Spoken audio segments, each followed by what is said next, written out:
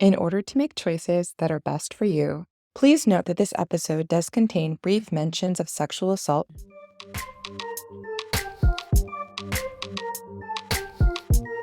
Welcome to Lit Vibes Only, where we lit the shit out of books we love and hate. I'm Kelsey, the unhinged, diehard, romantic and fantasy reader. And I'm Amanda, the insightful thrill seeker and historical fiction nerd. Welcome and Happy New Year. We are so Oh my glad. God. Yeah, You're it's right. 2026. Holy cow. Our very first episode of the new year. We are so excited that this podcast is still chugging right along, that you've all been here for this journey with us. And we've got some good content for y'all today. But as always, if you are sitting out there and you have not yet rated and reviewed our podcast, we're going to start with this time. I think this is a great New Year's resolution for you that you can check off the list right away, which is to rate and review us. How to give back. How to get back, more specifically, how to rate and review our podcast. Hit that 5-star button if you are on either Apple Podcast or Spotify. If you are on Apple Podcast, you can also write a review for the entire podcast. A sentence or two will more than suffice. And if you are on Spotify, you can write a comment on this episode.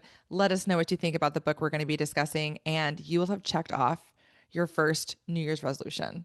And we need that, we need that motivation when we're making to-do list resolutions. Like, getting that first tick off is just, for me, such a huge motivator. So we're also doing you a service as well. Yeah.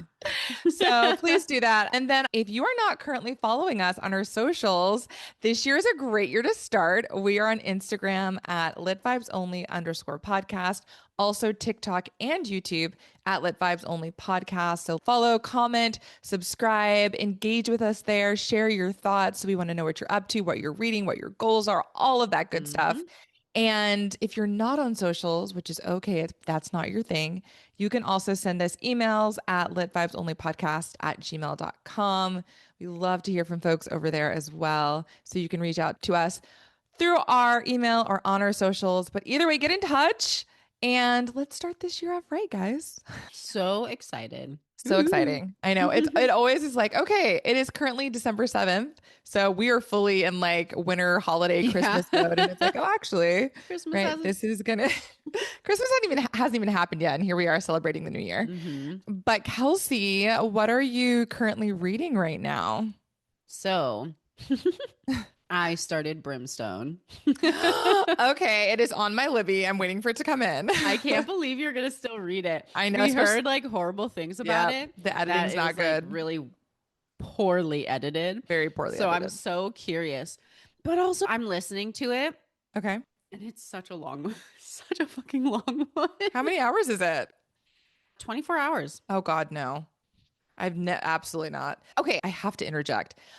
I truly, I've gotten so much better about listening to audiobooks this past year, processing that information, or being a better auditory processor. And I could not keep track of that much content, orally. I just couldn't. I mean, the people, the locations, the map, you don't have a map to look at. How do you do it? I would be so confused. For these ones, I tend to buy the book as well. Oh, okay. I don't currently have it, but I probably will. Just so I do have those things. And then for some parts of it, I can just read it as well. Okay. It's helpful. I just need immersive a reading. point. I need a reference point for books of those length or that length. It's just too much. Okay. So you just started it. I just started it. I'm an hour in. Okay. Yeah, I'm about an hour in. Okay. And what are your initial impressions? You're learning a lot more about vampires. Okay. That tracks. And she's now the queen of the vampires. Sorry, guys. Spoiler alert if you haven't read Quicksilver, which you should have. It's been out for a minute now, so that's on you. We should preface this with spoilers. We should. Maybe when I'm editing, I'll remember to put that in there. You're going to love this, Kelsey. Last night, I just finished reading All My Rage by Sabaa Tahir. Oh, yes. Yes. Tell me what you thought. So I did not cry at any point. Wow. Although I did get a lump in my throat at the end. But I loved it. You were absolutely right. It is a tearjerker. It's going to destroy you. level of emotional devastation that both of these characters go through, like the FMC and the MMC, is just off the charts. It's one of those books where you're like, nothing more could happen. Like nothing else could possibly go wrong. And then something else inevitably goes wrong. Yeah. It does have a happy, bittersweet ending. So that was nice. But yeah, Sabaa Tahir knows how to write a great novel. It is a YA novel, but it is just a great novel, period. And I learned so much about like Pakistani culture and yeah, just the various struggles that immigrants face in the United States. And yeah, it was beautiful. Yeah. If you haven't read it, you should read it. Written. Yeah. I'm so glad that I recommended it and that you read it and then I finally read it. Yeah, it's perfect. It only took me like a year. So yeah, so I just finished that. Had it been that long? Yeah. Roughly. Yeah, I think it's been exactly a year actually, because I think that was like last December. I think the episode came out. Yeah, because I think it was either December or January, because we either did it for Immigrant Stories or for Muslim American Heritage Month. Okay. Yeah. So basically a year. So yeah, that's what I'm reading, and I'm going to be starting a new book, hopefully today, which is a book that was co-authored. I think it's Reese Witherspoon and Harlan Coben wrote it. Yeah, it's called Gone Before Goodbye. Is it a book club book? Is it like a Reese book club book, you mean? No, like this is just for me. It's a thriller, and I'm just curious. I'm like, I wonder what kind of writer Reese is, and love a good thriller, so I'll keep you guys posted. But yeah, so we are here today to discuss the book that Kelsey forced me to read, The Love Hypothesis by Hazelwood. By all means, Kelsey, let the folks know why you chose this book. Partially because I first had you read Bride, sure and did. it is not a good representation of Hazelwood's I'm glad. work. Okay, well that's good that you can. And this is one of her more popular books that people love. And so I wanted to give you a little taste of personally my love for Hazelwood. Okay. And that is not hopefully a torture for you. So yeah. Okay. And this book is it's currently being made into a film that will be coming out, I think, in the coming year or this year. I think it's coming out 2026. Is it coming out on Netflix? Great question. I don't know. I do know that it is. I think it's out of production at this point and should be released shortly. So that'll be fun to watch. And I know that this is more of what she normally writes, which is like women in STEM rom-coms. Yeah. So I can see why, you wanted me to read something that's more representative of what she normally writes. So yeah. Okay. It comes out July 16th.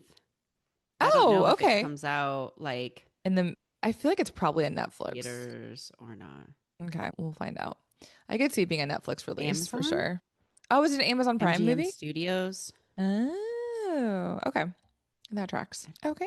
Cool. So Amanda, before you get into the summary, was this a lit it or quit it for you? I have been like going back and forth actually about this. And even right now, I'm like, I'm not sure what I'm going to say in this moment. I think I would give it a soft lit it. Okay. And I'll just say that. I will take it. We'll get into why later, of course. Okay. So the summary, I will say one of the nice things about these rom-com books is that they're really easy to summarize versus like some of the longer romantic books that Kelsey has me get into. Oh my God. Essentially, this book is about a young woman named Olive Smith. And the book opens with her applying to get her doctorate at Stanford. She's just gone through a bunch of interviews. She's in the bathroom after this interview. This is how the book opens. She is having an issue with her contacts. She put in like really old contacts. They're really bothering her eyes. Now she's having this like bathroom catastrophe with her contacts. This man wanders in. She can't really see him clearly, but they have this very like, I don't know, poignant conversation about grad school and how to know if you're doing the right thing with your life and all of that stuff. And she doesn't forget what this blurry man tells her. So the book like officially opens, I want to say a year and a half perhaps after that little prologue. And Olive is now at Stanford working on her PhD. And she's researching early detection methods for pancreatic cancer because she lost her mother to pancreatic cancer. It was a very horrible, traumatic thing. And so she's like, I want to make sure that we are able to find this disease earlier and treat it. So that's like her life mission. So she's at the university doing her research. Overall, things are going well. One issue is that she does not have the lab equipment and like a large enough lab to continue her work. So she really needs to find a different institution to work at to continue her research.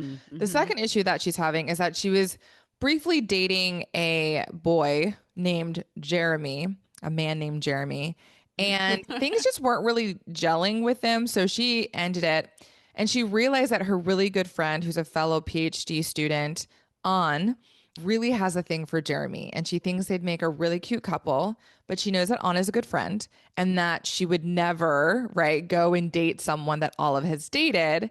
So Olive has decided if she can prove to An that she has moved on and that she is dating someone else and like fully happy and in love, then An might feel more comfortable pursuing this interest that she has in Jeremy. So one evening while she's in the lab, she runs into Adam Carlson, Dr. Adam Carlson. He's this young hotshot professor in the, I guess, biology department. He's like well known in academia. He's brilliant, but he also has a reputation for just being really like moody and broody and not kind. He's abrupt, especially with the students that he's mentoring. So anyhow, she's in the hallway one night. They run into each other. An is nearby. And Olive thinks to herself, I'm going to like randomly kiss this man to show An that I have now moved on and am interested in someone else so that she'll date Jeremy. So they have this kiss. Of course, Adam is like, WTF, who are you and why are you kissing me? And she goes on to explain what the deal was. It's awkward. They part ways, etc. Long story short, she realizes that in order to get An to be like fully convinced that Olive has moved on, that she and Adam need to fake date for at least a certain length of time so that An will go and date Jeremy. So they decide to do this. So Olive is getting out of this relationship the fact that An will move on with Jeremy. And Adam confides in her that his funding for his research has been frozen by Stanford because they're afraid that he's a quote flight risk, that he's not going to stay at the university because he's been courted by other institutions to go work for them. And so he's like, if I can show that I'm in a serious relationship and dating someone and putting down roots, they will unfreeze my funds. So they decide to date for exactly a month. And the reason why they chose a month is that at the end of the month is when like the department budget review is happening and he'll find out if those funds have been unfrozen. So they decide that they'll meet, I don't know, every Monday at an on-campus coffee shop. They want to make it really visible to other folks in the community, like, hey, we're together, we're getting coffee, this is real. Of course, as these coffee dates continue, like real feelings start to develop on both ends. At the same time, Olive has gotten news that there's been some interest expressed by this professor named Tom Benton at Harvard, and he might want her to come to his university to continue her research. So she's really excited. He's coming to campus in 2 weeks. They're going to meet and chat. Super stoked. So time passes, Tom shows up, and we find out through a series of events that Tom and Adam are actually friends. They like went to school together. They go way back. And so that's like an interesting little twist. So things go well. Olive and Tom's meeting goes well. He's impressed with her work and he offers her a position at Harvard. So things are going well. At the same time, in the middle of all of this, Olive is hesitant to show her true feelings for Adam because she knows this whole scenario is fake. Same thing on Adam's end. They're both like trying to protect their hearts, even though they're really falling for each other, blah, blah, blah. So the next big thing is that they are both going to this big conference on the East Coast at or near Harvard. And so they're there. Before they go, Olive realizes that even though she was originally supposed to room with An and her roommate at school, Malcolm, at this conference, because she's done a really good job with her fake dating, they just assume that she's, of course, going to stay with her boyfriend, Adam, at this conference. So they end up in the same hotel room because, of course, Olive has tried and tried. She can't find another place to stay at the last minute. So, of course, one bed? Oh no, one bed trope. Could it be? So they end up in the same hotel room because, of course. So a couple things happen at this conference that are important. One, Olive is invited to present on this panel, and honestly, she does a really great job. But she finds out after her presentation, she has this encounter with Tom, who sexually assaults her and says really horrible things about her. And she realizes that the only reason he gave her this position at Harvard was that so that he could get in her pants, essentially. And he also accuses her of basically like sleeping her way to the top, and that's why she's dating Adam. It's a really awful interaction. Olive doesn't want to tell Adam about it because she knows that Adam and Tom are friends and she doesn't want to create a rift there. And because Adam is also, like Olive, considering a move to Harvard because he's also been offered this opportunity to do some research with Tom. So she doesn't want to like wreck that. So she says nothing to Adam about it. He can tell that something's happened that she's really upset. She doesn't say. They end up going out to dinner, I think that night. And at some point in all of this, they have an intimate moment in the room and they have sex and it's beautiful. But Olive still hasn't told Adam the truth. So they go their separate ways. She goes back to Stanford. I think Adam stays on a little bit longer at Harvard, perhaps. I don't really remember the logistics. Needless to say, Olive kind of feels like, okay, we did what we needed to do. We did our fake dating thing. We need to go our separate ways. And I can't face you because Tom. Or actually, no, I'm sorry. I mixed that around. Before she leaves, she does confront Tom at the restaurant. So Adam is at a dinner with a bunch of Harvard faculty with Tom because they're talking about him coming to work for them. And Ann and Malcolm, who are Olive's friends, realize that Olive has inadvertently, which is a little bit of a Deus Ex Machina moment, but whatever, she has recorded the entire interaction with her and Tom when he was saying these horrible things about her and like trying to assault her. So they're like, you have to tell Adam. He'll understand. He already isn't a huge fan of Tom anyway. So she like shows up at the restaurant, plays this recording for Tom and Adam. Adam is furious, goes off on Tom. Long story short, Tom loses his position, I think, at the university. And Olive goes back to Stanford, not knowing what's going to happen at this point. But she's like, I did what I needed to do. At the end of this story, basically, Olive has reached out to other universities. They were really impressed with her work and her presentation at this conference. So she ends up getting an offer to go to another university in California. I don't remember which one, to continue her work. So she's still going to be close by. And like her and Adam profess their love for each other. And there's a little epilogue at the end, like 10 months later, and they're together and happy. And they recreate their first kiss that they had in the hallway of this academic building. And that is essentially it. That's it. That's what happens.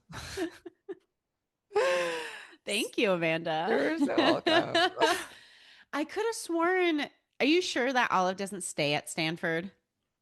She does. She finishes off her like, I don't know, semester, year, whatever. She like goes to work at whatever other university it is. So she's there for a while. And I think at the end of the book, she hasn't left yet. At the end of the book, she hasn't started working at her new lab, but she will be. And like, she'll have like a commute. I think it's, I don't know, an hour or something. Okay. Yeah. Cool. One of my favorite tropes is fake dating. I love it. Yeah. So Amanda, tell us, what are the positives of the novel? What are the positives of this book? It's a rom-com, you know? And I think if you like turn your brain off and just let yourself indulge in the sugary sweetness of a rom-com, you're gonna enjoy it. Like, it's entertaining. I feel that way about the rom-coms that I watch. And I think I mentioned this in a previous episode where I'm like, the reason why I can't read a lot of rom-coms back to back, it's like eating too much sugar. It's like eating too much dessert. It's just too much.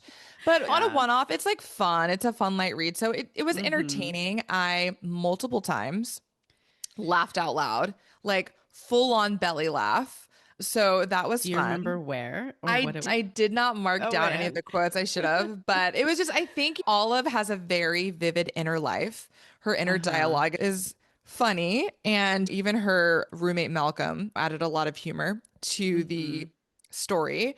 I guess the flip side of that, though, which I know I'm only talking about positives, but sometimes I was like, you sound like you talk like a teenager. You don't talk like, I don't know, an academic woman in her 20s who's studying like pancreatic cancer. It was just like, it felt too young.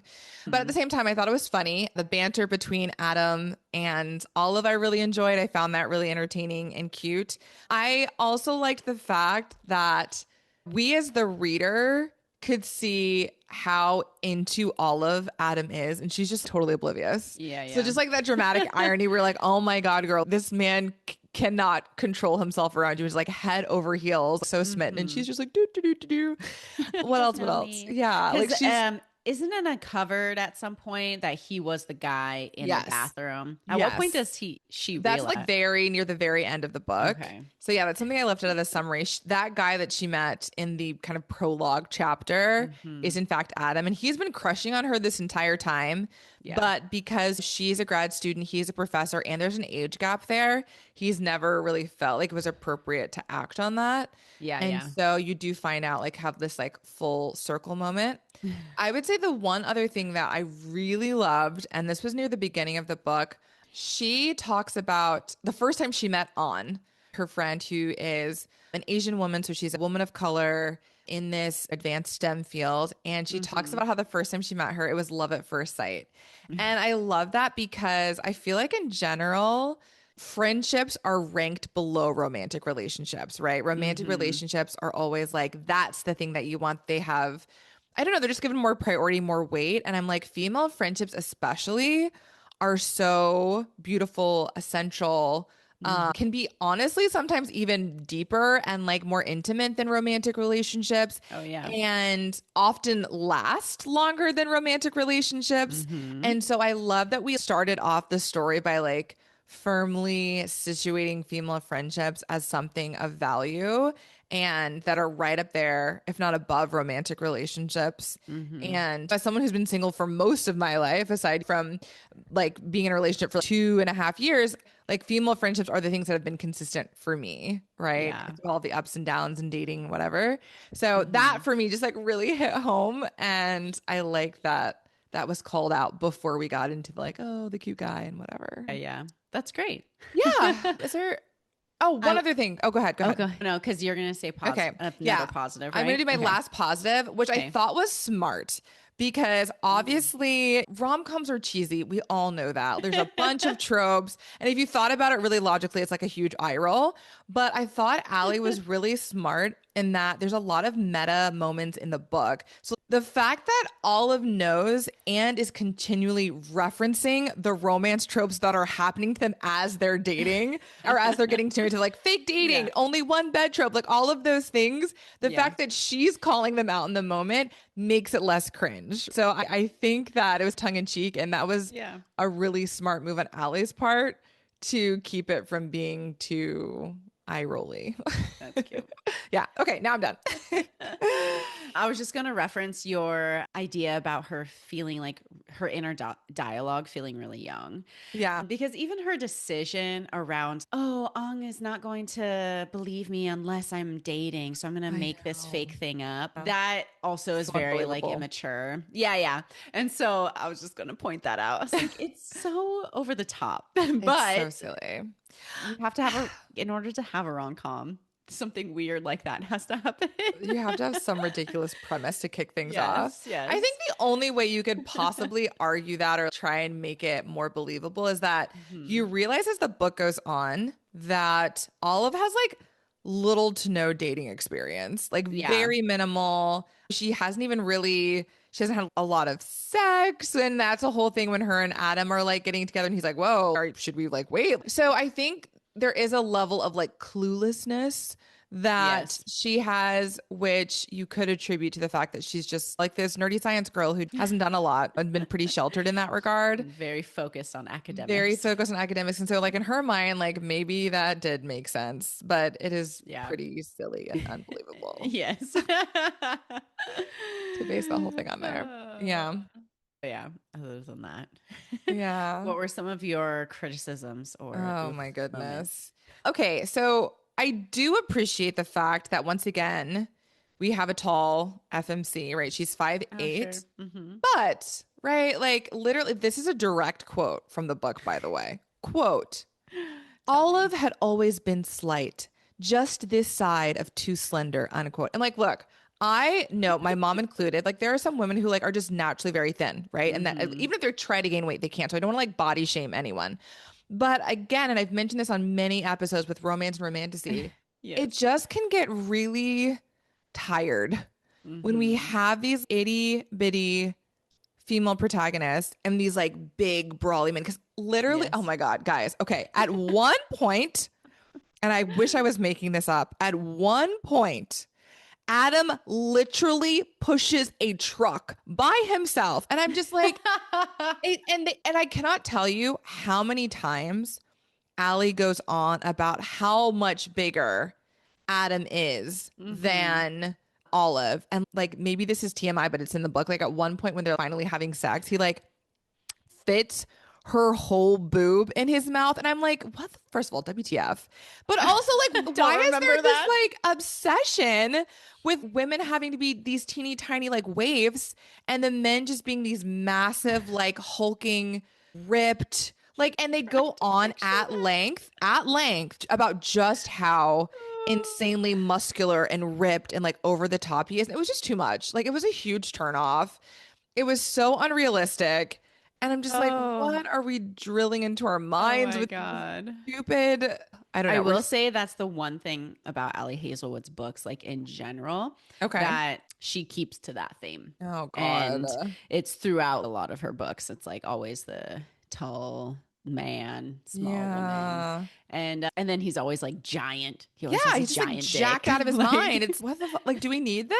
Okay, just say that he goes for runs and leave it at that. There's one point where he like takes off his shirt at the faculty picnic or something because they're playing like ultimate frisbee and like literally everyone is just like, the crowd goes wild. Everyone's like, oh my God. And I'm like, and also on that same point, why is everyone in this book just like stunningly gorgeous, right? Tom Benton shows up and he's also crazy hot. Holden, who's another professor that her friend Malcolm falls in love. And I'm just like, I'm sorry, what world is she living in? And how do I get invited? Because literally everyone just stepped straight out of GQ. Like, I don't understand. And I don't know. And I know it's romance and I know it's supposed to be just like, I don't know, some romantic fever dream, but I can't read these books with a straight face. I just can't.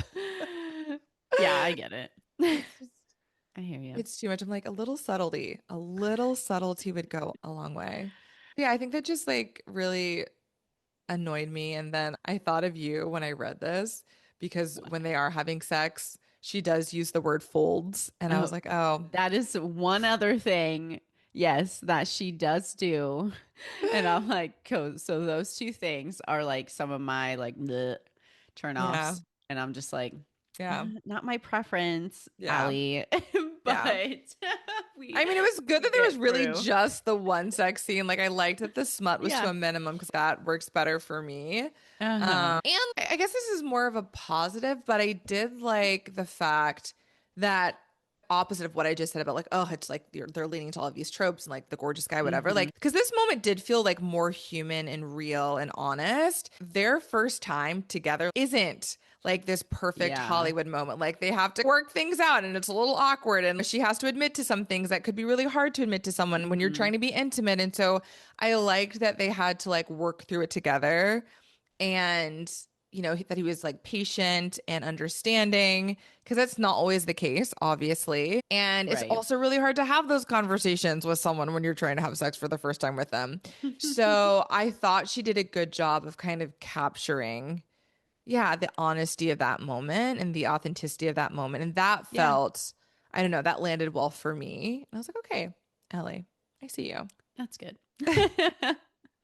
So some good things. Yeah. I don't know. It's interesting with these books, like these romance novels. I'm like, I don't know if there's a lot to talk about. Yeah.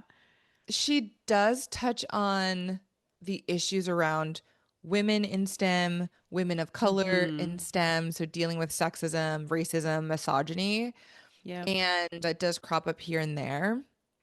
But it didn't feel like it was dealt with in a super meaningful way, which again is fine. That's not necessarily the job of a romance novel, I guess. But or like I a don't focal know. point of Yeah, some.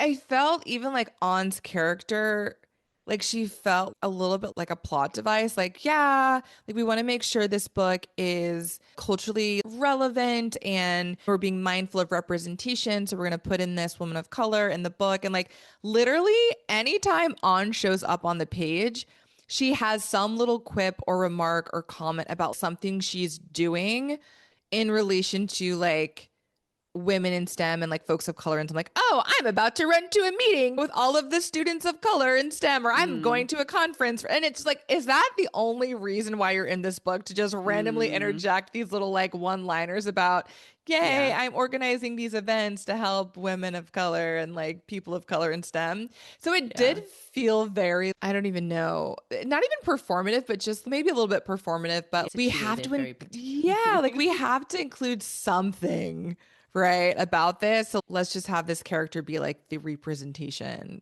for this. And it didn't feel like it had any real like weight or meaning behind it to me personally.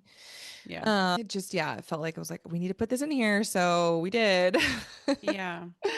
I did like how Olive's whole desire to be in STEM was geared around her mom's challenges, health challenges. And so like and she her was just death committed to, she was just committed to that throughout her whole life so far. That's that was like a meaningful, I thought, addition. Yeah. And that really rang true, and I think gave Olive a really believable motivation for why she's doing what she's doing. And it impacts, which I didn't talk about, like it is one of the reasons why she's hesitant to get into a relationship with Adam, because her whole thing is like, everyone I love leaves me, right? I lose them. So I'm going to protect myself and just like not get close to people. I'm not going to have romantic relationships for sure. And even her friendship with An and Malcolm are new things for her. So I did like that part as well. I thought that was authentic and really just touched my little heart. My little heartstrings. But do you have any other things to say about this book? Other than I'm excited for the movie. I like the casting for the movie for sure. Yeah. And then I remember seeing the buildup for the casting, and they were doing like these TikTok trends where it's like, it's that one where it's like, hey, really nice to meet you. I don't know this. No. And then it's like the woman first. Okay. And she's shaking someone's hand. And then it turns to the man. Yes. And then, oh, really nice to meet you. Kind of thing. Or like, is this illegal? Something like that. I can't remember what everything says. I remember seeing this. Was that because of the movie? Smart. Yeah, that was for the movie. Oh, I didn't realize. Okay. Yeah. Not the sound itself. Like that's just a trending but like sound. Okay. Yeah. So I thought that was fun. I feel like more movies are doing that. You know how like Hunger Games, like the new one coming out next year, they did a lot of that too. Yeah. With the promotion. I thought that was really smart. It is smart. Yeah. I'm also really excited for that. Not to go on a tangent, but I finally watched the trailer a couple days ago and I was like, oh my God. It's intense. It looks so good. I love all of the Hunger Games movies. Scared. Why are you scared? You think it's gonna be bad? Because it's no. I just think that just because everybody dies, it's awful. It's so awful. It's gonna sad. Be so like intense because the deaths are not like the deaths are brutal horrible. In that one, and it does not have a happy ending. No. Oh God, I'm just gonna cry. We'll have to go see it together. We'll have to Yeah. We should come out in November or something. I think so. Yeah, November of this year, because we're in 2026 technically. Yeah. But we should watch The Love Hypothesis together for sure. Yeah. And we should also watch The Hunger Games together, or Sunrise on the Reaping. Okay. Yeah. That's all I have to say about this book. I would say in terms of final recommendations, if you are going to read Ali Hazelwood, if you feel compelled to, don't read Bride. Just read this book. It sounds like, from what I've heard from both Kelsey and from other people, like this is more of her wheelhouse and what she is known for. And so if you want to get a good sense of who she is as a writer and like her style, etc., I think this would be good. And if you're somebody who likes to read a book and then watch the movie, here you go. Like you're going to have both. So I guess I would recommend it for that. It's also an easy read. It is funny. Super easy read. If you like rom-coms, I think you'll enjoy it. I didn't hate it for sure. Yeah, that's it. That's great for me. How would you say this one ranks out of all of the rom-coms I've had you read? Oh, think about them. Well, I feel like there's just the 3. Because Kennedy Ryan, I wouldn't consider a rom-com, actually. It's too, like, it's not. It's just a romance. It's really heavy. I would say You'll Remember Me by Abby Jimenez and, Great Big Beautiful Life by Emily Henry. And then this one are, like, the 3, like, true kind of rom-com-y ones. And so I would say out of the 3, this one would probably be in 3rd place. Just because I liked the other 2 more. I think they had more going on. They were more gritty. They were a little bit grittier, which I like. And I thought that I don't want to say I found Olive annoying, but I didn't find her as likable as the female protagonist in the other 2. Okay. Yeah. Like she was fine, but I liked the other 2 a bit better. Yeah. So, yeah. That's fair. That's a good question. I guess you're right. It's just those 3. It's just those 3. Yeah. Although you're going to love this. It's supposed to come in, I think, in a day or 2. I have another Emily Henry book coming in on my Libby. What? I know. What are you reading? It's Book Lovers. I don't think I read. What's that one about? I don't know. I put it on my Libby a while ago. I'd have to go back and look. But I think it says that it's available soon. So I have a feeling it's going to pop up today or tomorrow. I don't think you would like Funny Story. I don't think I've read Book Lovers. Okay. I read Funny Story, Beach Read. Okay. And Great Big Beautiful Life. And Great Big Beautiful Life was my favorite. Out of the 3. Okay. Yeah. Because I was chatting with folks online, like on TikTok about it. And several folks said to check out Book Lovers. So we'll see. I have a feeling this will probably be my last Emily Henry book, but I was like, I enjoy Great Big Beautiful Life. So let me just see what the difference. Yeah, what the difference is. And if I do like it, maybe I will read more. We'll see. Yeah. We shall see. I'm going to bet no. Okay. This is the sentence of Book Lovers. Like, okay. A literary agent and editor keep running into each other in a small town, and their unlikely friendship starts to unravel the stories they've written about themselves. Oh, okay. Okay. Very similar kind of setup, I feel like, to Great Big Beautiful Life. Like they're stuck in this town, keep running into each other. And it says, yes, Emily Henry's book Lover has spice. Oh, okay. Some detailed sex scenes. I still think it can't be any worse than Nesta's book. No, probably like not. I think it's every book that I mean, you didn't have me read that one, but every book that I've read, that was the smuttiest for sure. Yeah. Okay. Anyhow, I don't know how you can top that one. I don't want to top that one. That was too much. That was rough. Okay, let's do our literally the best or literally the worst. Yeah. I've got 1 star. Kelsey's got 5 star. These are all from Goodreads as always. Yep. I will kick things off for us. Please. This first 1 star is from Sophie. This is legitimately one of the worst books I have ever read, and I am astounded at how popular it is. It feels like it should be one of those situations where someone asked a bot to write a romance, and this is the result.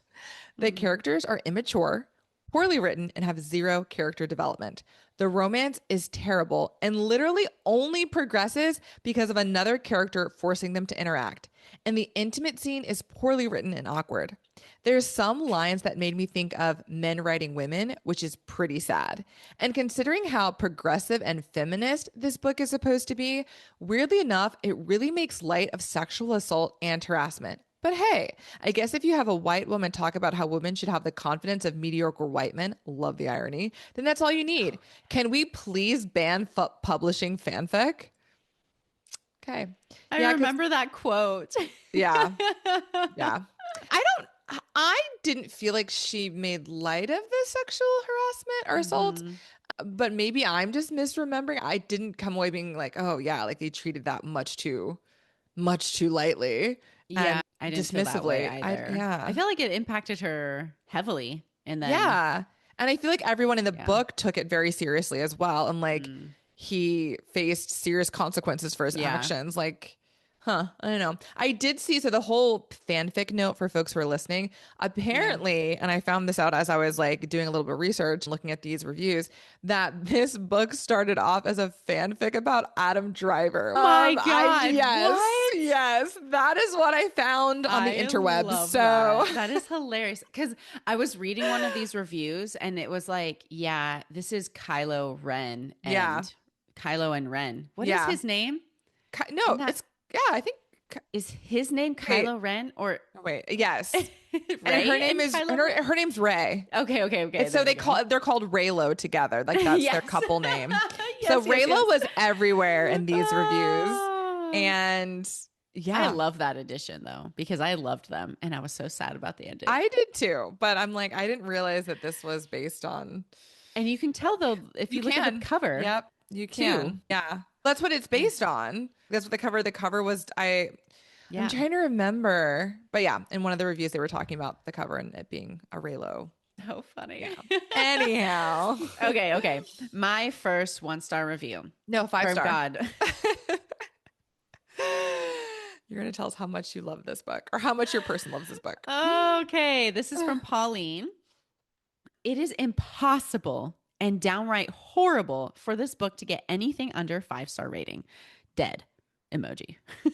It's so fucking good. And in such a hangover, now I literally do not know what to do with myself. Start to finish, holy shit. You're hook, line, and sinker, baby. Not one dry page here. Adam is one of the most wholesome characters I've ever read. Jesus Christ, I'm so in love with this man. And Olive, my dedication to these two is downright unhealthy. I'll ride hard for this book forever. It goes down as one of my top reads this year. So many great things about this book. And she went on, but I did not.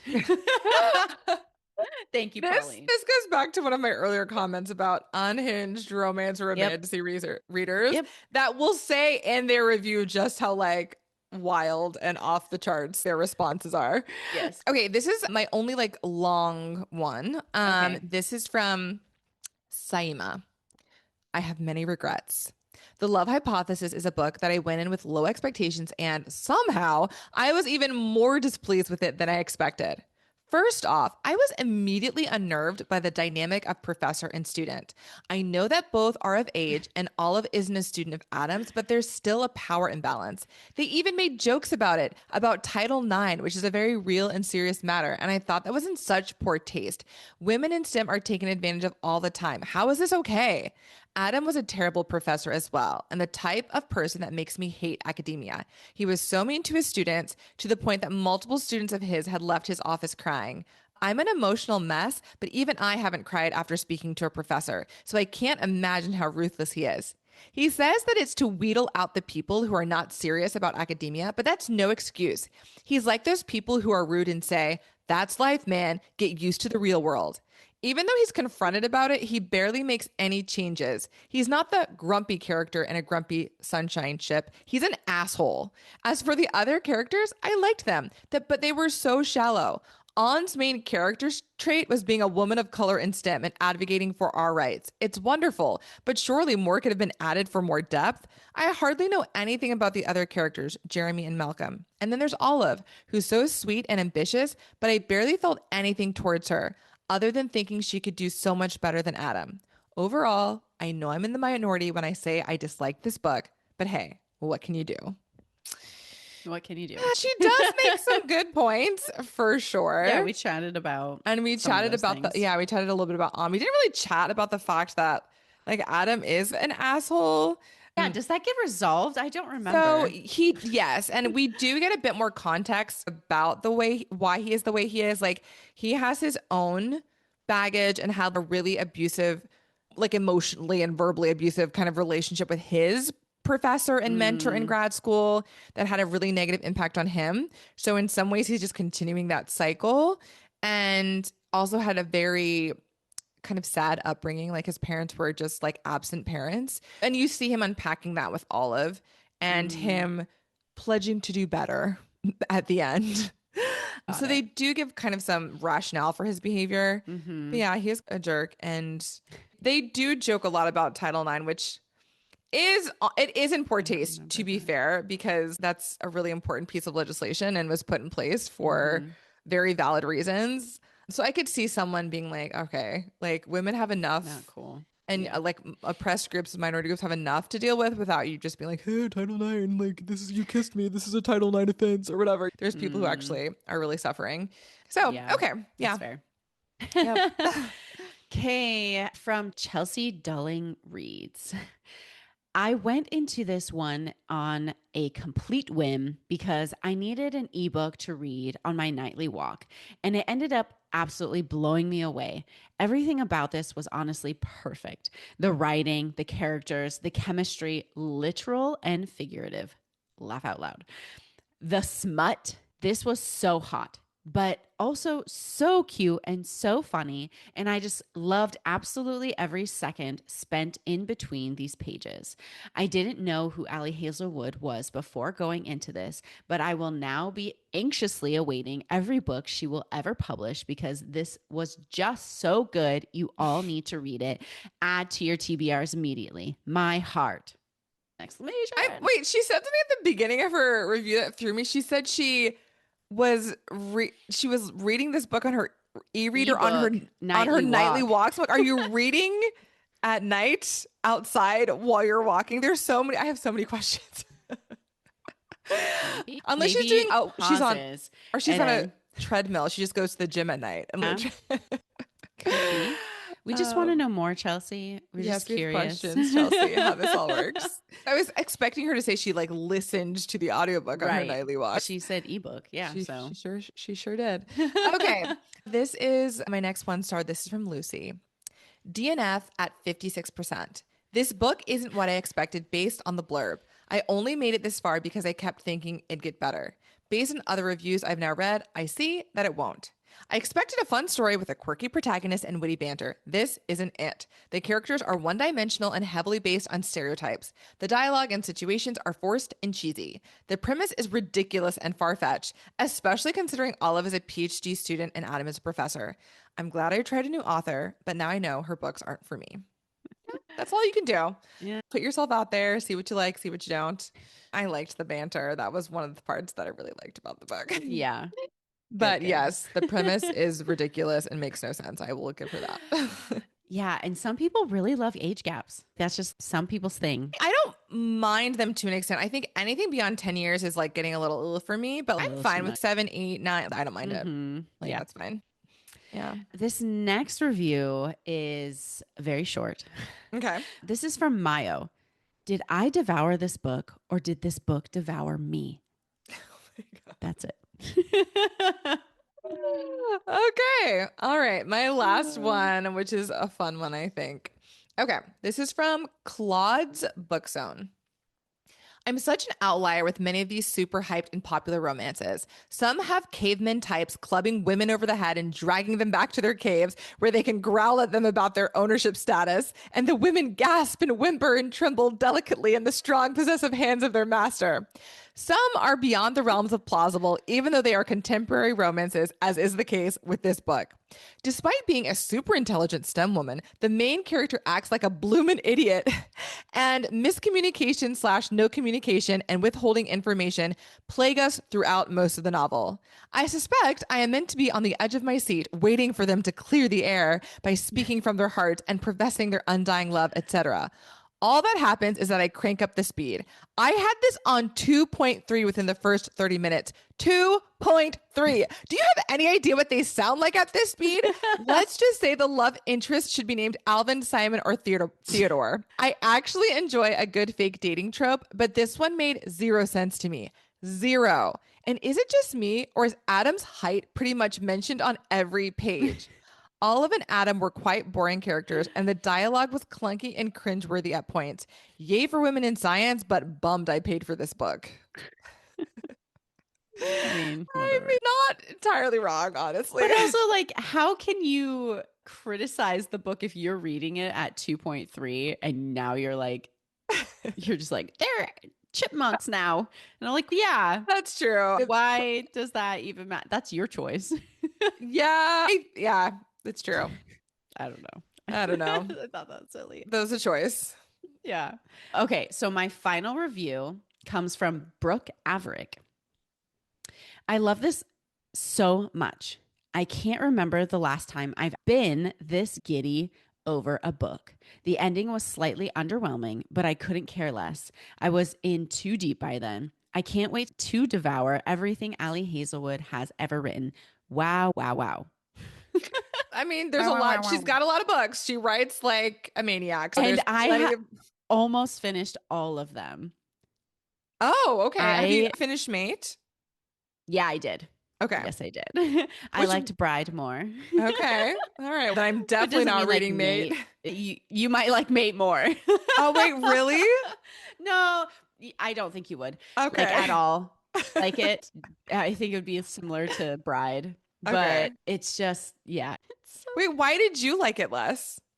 It was slow and I didn't really care for the other plot lines like that were happening. I don't know. Yeah.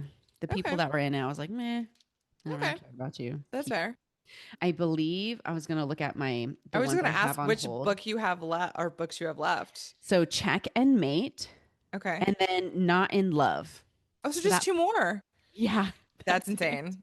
She's written quite a few. I feel like she puts out a new book at least every year. More than that. Yeah, she just came out with Mate. Oh. There probably will be a new book next year. I don't know what it is though. But yeah, I have read all of her little novellas. Wow. It might have only been no, there was like 6. There was 6. She has 6 novellas and then, oh my gosh. All the other books too. Yeah. Yeah. So I have read almost her entire collection. Wow. And then congratulations. What an accomplishment. I'm so proud of you. Thank you. I do not foresee myself reading any more Allie Hazelwood. I don't recommend it for you. I don't. I don't think it's for me, and that is okay. Oh my goodness. All right. Can you I'm trying to think, what is the phrase where you like wrap up an episode? Wrap it up. Yes. There's like a phrase that I'm thinking of when you like I don't know. My brain has stopped functioning. Okay, can you lead us out? I don't even know. With our socials, Kelsey. Thank you all for joining us today. And you can find us on Instagram at livevibesonly_podcast and on TikTok and YouTube where our full-length episodes are. And you get to see our beautiful faces making weird faces along the way. And that is at Live Vibes Only Podcast. Mm-hmm. Of course, you can always email us as well if socials are not your thing. And we would love to hear from you. And again, of course, finally, go rate and review the podcast. We greatly appreciate it and love hearing from you. We'll see you next Monday. See you next Monday. Bye. Bye.